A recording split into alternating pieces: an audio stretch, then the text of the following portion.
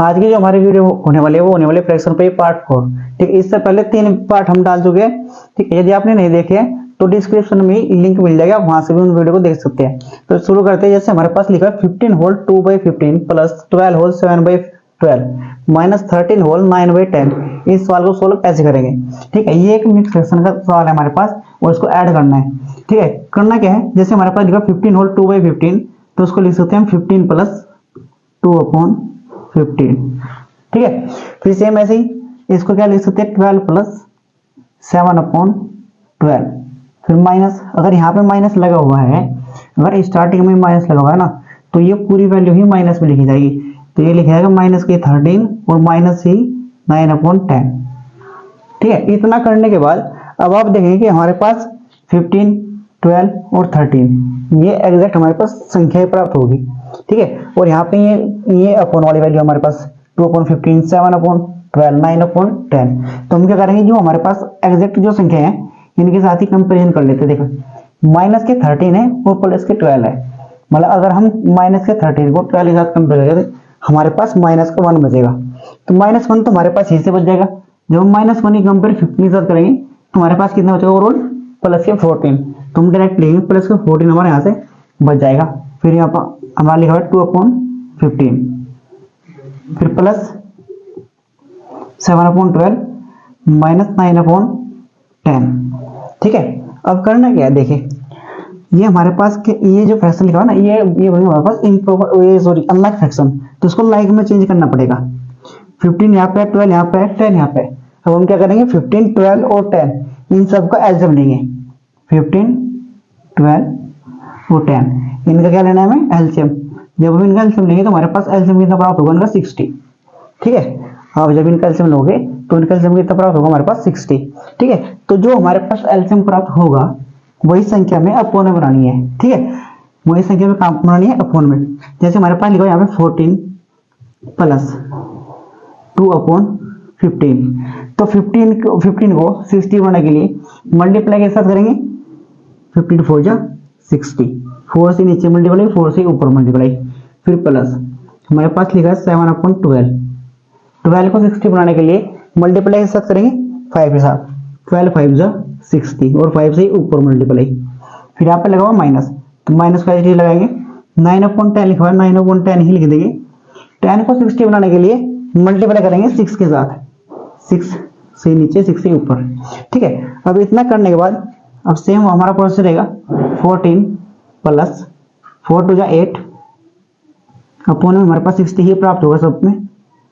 7 5 35 upon यहाँ पे 60, फिर माइनस 9 6 जा 54 अपोन 60।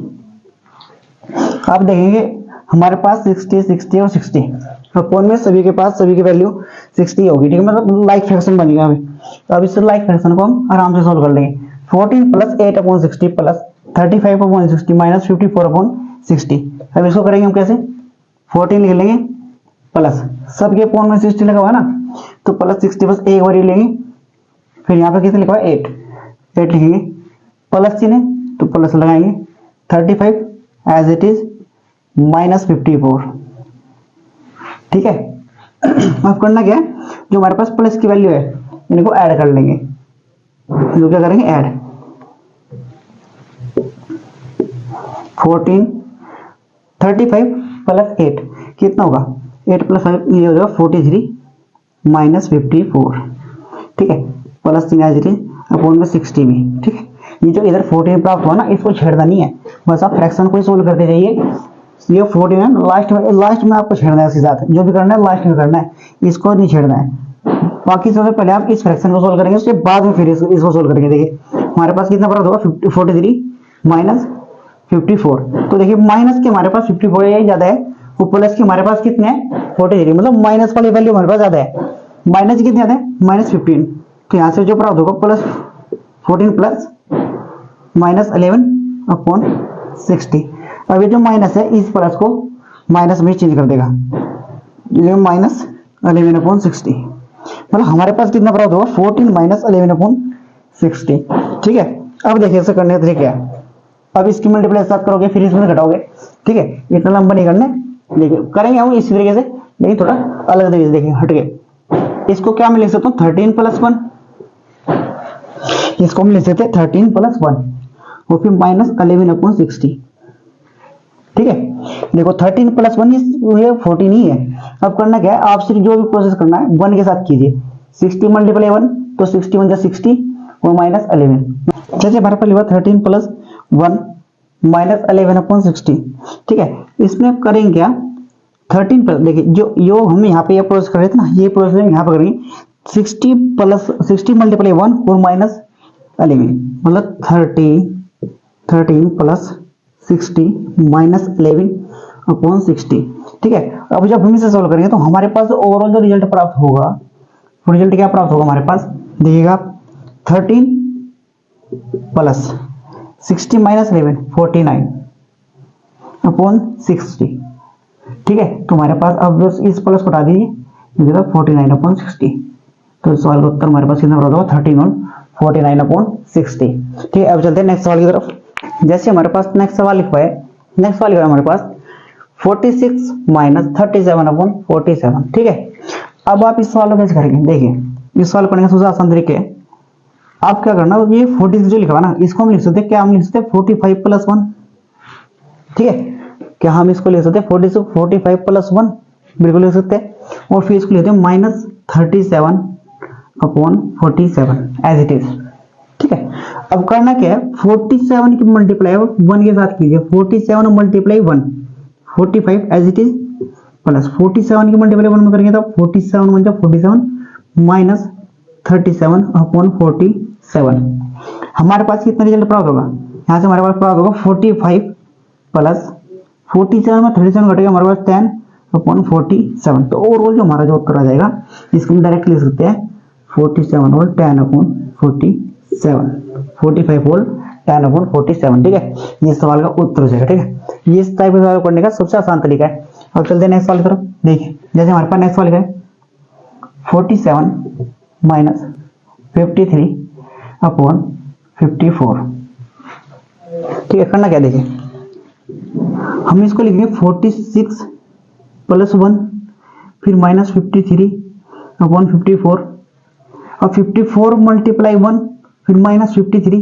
तो क्या करना है, हमें नीचे वाली संख्या में से ऊपर वाली संख्या को घटाना है। देख ठीक है, यहाँ पे हम क्या कर रहे थे, जो हमारे पास अपोन वैल्यू जो प्राप्त हुई थी 47, उसमें से हम ऊपर वाली वैल्यू को उठा रहे थे 47 माइनस 37। ठीक है, मतलब करना क्या है, हमें 47 में से 37 घटाना है और इधर से भी एक कम कर देना है। 46 में से हमने एक कम कर दिया 45 और इसमें नीचे वाली संख्या में से ऊपर वाली संख्या को हटा दीजिए, कितना है हमारे पास 10। ठीक है, और इसमें से एक कम कर दीजिए 45, तो ओवरऑल कितना प्राप्त होगा 45 और 10 अपॉन 47 45 और 10 अपॉन 47। ये सवाल का उत्तर हुआ। अब ऐसे हमें ये करना है, इसमें से करना क्या, एक कम कर दीजिए 46 प्लस 1। ठीक है, 46 लिख दिया। अब इसमें नीचे वाली संख्या से ऊपर वाले को घटा दिए डायरेक्ट 1 अपॉन 54। ये सवाल का उत्तर हो जाएगा। ठीक है, आप डायरेक्ट कर सकते हैं। चलते नेक्स्ट सवाल की तरफ, ऐसे कोई सवाल लेंगे। जैसे हमारे पास नेक्स्ट सवाल लिखा है 86 माइनस 49 अपॉन 53। करना क्या है, सेम वही प्रोसेस होगा, इसमें से आप एक कम कर दीजिए, कितना हो गया 85। ठीक है, करने का इसका बेसिक तरीका मैं आपको बता चुका हूं। अब देखिए डायरेक्ट करने का प्रयास कीजिए आप, 86 में से आप 1 कम कर दीजिए, जैसे आप इसमें से 1 कम करेंगे तो 85 हो जाएगा। तो 85 कितना हो गया। अब करना क्या है, 53 में से आपको 49 को घटा देना। जब आप 53 में से 49 घटाएगा, हमारे पास कितना होगा 4 अपॉन 53। ठीक है, और ये सवाल का उत्तर हो जाएगा। जैसे हमारे पास नेक्स्ट सवाल लिखा है 83 माइनस 52 अपॉन 57। ठीक है, इसे करने के तरीके है, सेम प्रोसेस रहेगा हमारा। 83 में से आप एक कम कर दीजिए 82 आ जाएगा।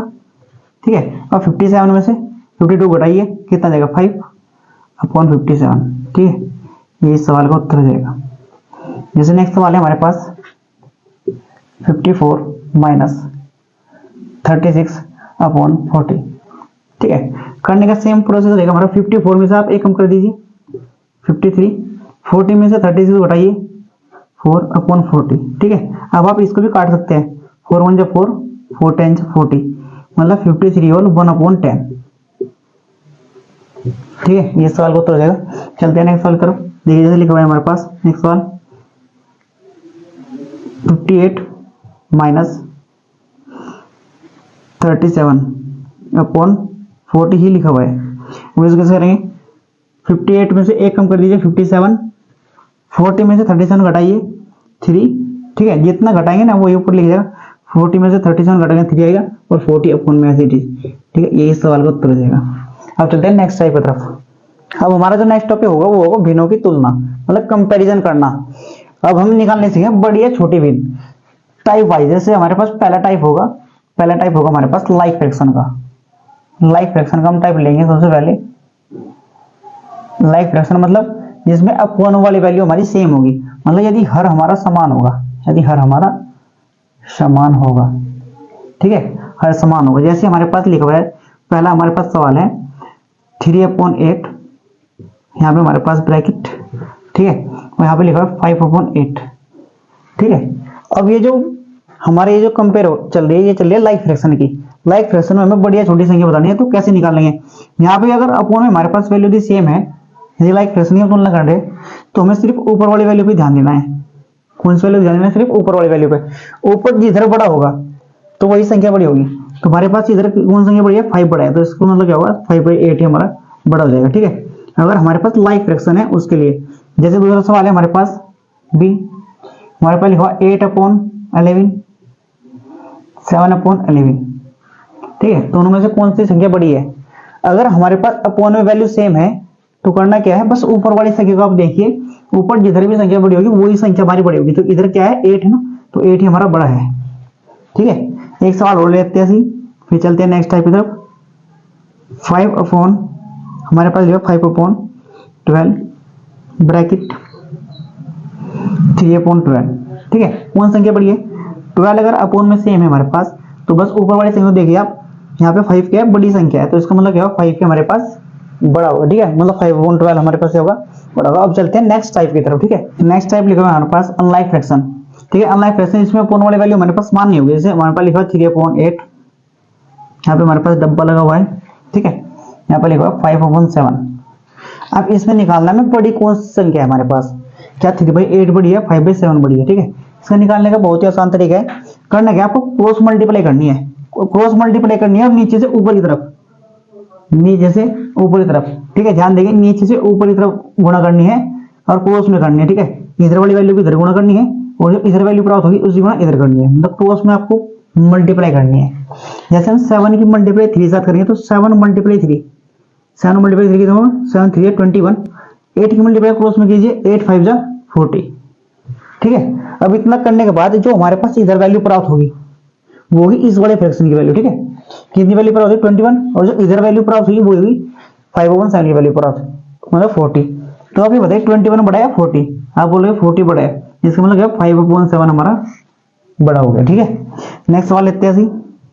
जैसे हमारे पास लिखा है दूसरा सवाल 3/7 4/9, ठीक है। हमें इसका निकालना बड़ी संख्या कौन सी? सेम वही प्रोसेस, नीचे से ऊपर गुणा कीजिए, 9 7 जा 9 3 जा 27 और 7 4 जा 28। कौन संख्या बड़ी है? 28, 4/9 इज ग्रेटर, ठीक है। अब चलते हैं नेक्स्ट सवाल की तरफ। जैसे हमारे पास नेक्स्ट सवाल लिखा है 12/15 12/13, दोनों में से कौन संख्या बड़ी है? अब हमें करना क्या है? 13 की मल्टीप्लाई 12 के साथ करनी है और यहाँ पे 15 की मल्टीप्लाई 12 के साथ करनी है। आप देखिए, जब हम 12 की मल्टीप्लाई 13 के साथ कर रहे हैं और यहाँ पे हम क्या कर रहे हैं? 12 की मल्टीप्लाई 15 के साथ। आप बताइए बड़ी वैल्यू कहाँ से प्राप्त होगी? 13 से या 15 से? 15 से प्राप्त होगी ना, तो उसका मतलब क्या हुआ? यही संख्या बड़ी होगी हमारी, और क्या गुणा भी करने की जरूरत नहीं है। और चलते हैं नेक्स्ट टाइप तरफ। नेक्स्ट सवाल हमारे पास लिखा हुआ है माइनस में है, ठीक है, ध्यान देंगे, -4/7 और यहाँ पे लिखा हुआ -5/7। इनमें से पूछ गए दोनों में से बड़ी संख्या कौन सी है, ठीक है। देखिए ये लाइक फ्रैक्शन का हमारा सवाल है जिसमें अपॉन वाली वैल्यू हमारी सेम है। यदि हमारे पास अपॉन में वैल्यू सेम है तो हम क्या कर रहे थे कि ऊपर वाली संख्या को बस तुलना कर रहे थे कि ऊपर कौन संख्या बड़ी है। अब आप ये बताइए -4 और -5 दोनों में से कौन संख्या बड़ी है? दोनों में कौन संख्या बड़ी है? -4, ठीक है, -5 छोटा है। माइनस की जो संख्या होती है ना वो 0 से भी छोटी होती है, इसका मतलब क्या होगा? -4 है ना, -5 से बड़ा है, ठीक है। तो इसका मतलब क्या होगा? -4/7 ये एक बड़ा भिन्न है। अब चलते हैं नेक्स्ट सवाल की तरफ। -2/13 -7/13, ठीक है। नेक्स्ट सवाल लिखा है, करना क्या है हमें? अपॉन वाली वैल्यू सेम है ना, यदि अपॉन में हमारे पास वैल्यू सेम है तो करते क्या? बस ऊपर वाले संख्या कंपेयर कीजिए, -2 और -7 कौन संख्या बड़ी है? -2। माइनस का जितनी भी छोटी संख्या होगी इतनी हमारी बड़ी होगी, तो -2 यहाँ पे छोटा है ना, तो इसका मतलब क्या? यही बड़ा है, ठीक है, -2/13 हमारा क्या होगा, बड़ा होगा। अब चलते हैं नेक्स्ट वाली तरफ। जैसे हमारे पास नेक्स्ट वाला लिखा है -5/12 और यहाँ पे 7/12, दोनों में से कौन सा संख्या बड़ी है? तो करते क्या, देखिए माइनस लगा हुआ है ना, माइनस लगा, आप इसको -12 मत लीजिए, ठीक है, ये माइनस बस आप ऊपर ही मान लीजिए कि ऊपर ही लगा हुआ है माइनस, ठीक है, बस नीचे तो कंफ्यूज करने के लिए देगा, बस आपको ये ध्यान रखना है कि अपोन में वैल्यू हमारे पास सेम है। यदि अपोन में वैल्यू हमारे पास सेम है तो ये बताइए बड़ा कौन सा है, -5 बड़ा है -7? आप बोल रहे हैं -5 बड़ा है, ठीक है, तो इसका मतलब क्या हुआ, -15/12, इसमें क्या हो जाएगा, बड़ा हो जाएगा -7/12 से, ठीक है। अब चलते हैं नेक्स्ट वाले की तरफ। नेक्स्ट वाला लिखा है हमारे पास -10/70 -10/7, इनमें से कौन संख्या बड़ी है? आपको करना क्या, देखिए इसकी क्रॉस मल्टीप्लाई कर दीजिए, 7 × 10, 7 10 से 70, तो -70, ठीक है, कितना प्राप्त होगा, -70, क्योंकि माइनस में वैल्यू है, ठीक है, 7 × 10 -70 और 17 की मल्टीप्लाई जब आप टाइम में करेंगे तो हमारे पास कितना प्राप्त होगा, -170, ठीक है। अब आप ये बताइए इनमें से बड़ी संख्या कौन सी है, इनमें बड़ी संख्या कौन सी है, 70 बड़ा है या -170 बड़ा है? आप बोलोगे 70 बड़ा है, माइनस की जितना भी छोटा होगा इतना ही बड़ा होगा, इसका मतलब क्या होगा, -10/17 हमारे पास बड़ी वैल्यू है, ठीक है, तो ये फ्रैक्शन हमारा क्या हो जाएगा, बड़ा। आज चलते हैं नेक्स्ट सवाल की तरफ। जैसे हमारे पास नेक्स्ट सवाल लिखे 4 सवाल लिखे हमारे पास। जैसे पहला सवाल है 18/7 18/5, दोनों में से कौन सा संख्या बड़ी है? तो आपको देखना कि दोनों में से कौन सा संख्या बड़ी है, आप इसकी इनके कंपेयर कीजिए, ठीक है, 18 5 जा 90 माइनस के 90, ठीक है, 18 5 जा 90, ठीक है, 18 6 जा 18 7 जा 126, ठीक है, 126। अब अभी देखिए ये माइनस में प्राप्त होगा। अभी बताइए दोनों में से बड़ी संख्या कौन सी है, माइनस के 90 बड़ा है या माइनस के 126 बड़ा है? आप बोलो माइनस के 90 बड़ा है, इसका मतलब क्या हो, ये संख्या हमारे पास बड़ी हो जाएगी, ठीक है। अब चलते हैं नेक्स्ट वाली तरफ। जैसे हमारे पास ये सवाल ले लेते हैं, -2/7 लिखा है, यहाँ पे 0.7 लिखा है, आप ये बताइए दोनों से बड़ा कौन सा है, ठीक, कौन सा है बड़ा इनमें से? आप क्या करेंगे, इसके आपको कंपेयर करने की जरूरत नहीं है। आप बोलो क्यों? क्योंकि यहाँ पे क्या लिखा है 0, यहाँ पे क्या लगा है माइनस, और आपको यदि पता हो तो 0 क्या है, 0 सभी माइनस वाली संख्याओं से बड़ा होता है, ठीक है, 0 क्या होता है, सभी माइनस वाली संख्याओं से बड़ा। अगर इधर वैल्यू माइनस में है तो इसके में कंपेयर करने की इतनी बड़ी बात ही नहीं है, तो 0 वाली संख्या हमारी बड़ी हो जाएगी, ठीक है। ये कितना बड़ा हो जाएगा, 0/7 हमारा बड़ा होगा, -2.7 से 0/7 हमारा बड़ा होगा। अगर हम यहाँ पे कंपेयर करें, ठीक है, यहाँ पे हमारे पास माइनस का जोड़ वाला नहीं है, यहाँ पे माइनस लगा हुआ था इसलिए 0 बड़ा हो गया था, लेकिन यहाँ पे क्या है, यहाँ पे यही वैल्यू हमारी बड़ी होगी, ठीक है। प्लस वाली वैल्यू 0 से बड़ी होती है, लेकिन 0 क्या है, माइनस वाली संख्याओं से बड़ा होता है, ठीक है। जो हमारे पास संख्या रेखा होती है, संख्या रेखा में आप देखोगे 0 यहाँ पे है, ठीक है, इसके लेफ्ट हैंड साइड में सभी की सभी निगेटिव संख्या है, और प्लस साइड में क्या है, सब राइट साइड में क्या है, सब प्लस की। तो 0 के जब हम माइनस साइड से मतलब लेफ्ट हैंड साइड से राइट हैंड साइड तरफ जाते हैं ना संख्या रेखा में, तो इस संख्याओं के जो मान होंगे वो बढ़ते जाते हैं। तो इसका मतलब क्या होगा, 0 क्या है, सभी माइनस वाली संख्या के राइट हैंड साइड में, अगर राइट हैंड साइड में तो 0 सभी माइनस वाली संख्या से क्या होगा, बड़ा होगा, ठीक है। माइनस सभी संख्या किधर है, लेफ्ट हैंड साइड, -1 -2 -3 सब लेफ्ट हैंड साइड में माइनस की सभी संख्या, और प्लस सभी संख्या किधर है, राइट हैंड साइड में 1 2 3 इधर है, ठीक है।